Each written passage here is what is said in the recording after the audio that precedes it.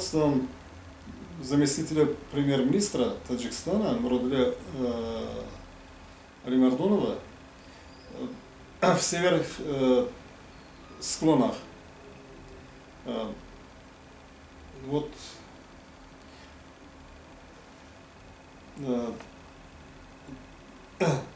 Гисарской долине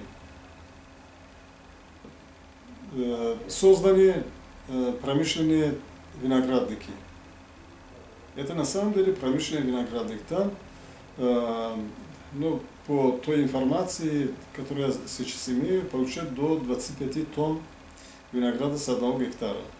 Это без воды. А таких земель у нас, если брать вот, влагообеспеченную Багару, то где-то более 1 миллиона гектаров.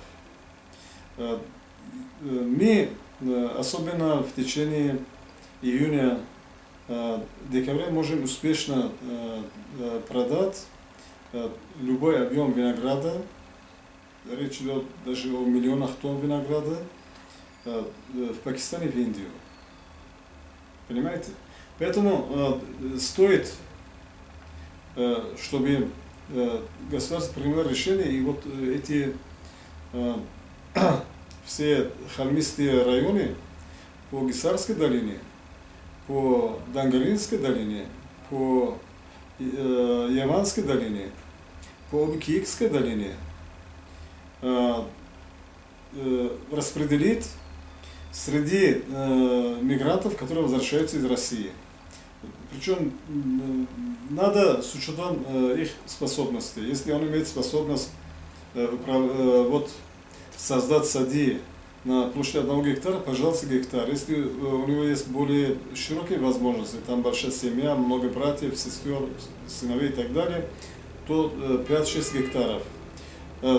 И нужно их обеспечивать кредитами, нужно их обеспечивать насаждениями, нужно их обеспечивать специалистами, обеспечивать химикатами, биологическими средствами и так далее, чтобы они в течение 3 лет могли вырасти плодоносящий виноград. То есть через 3 года они имели способность продать какую-то часть своей продукции.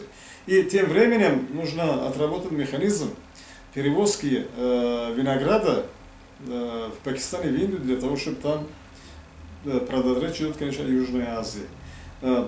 Но таких возможностей у нас много.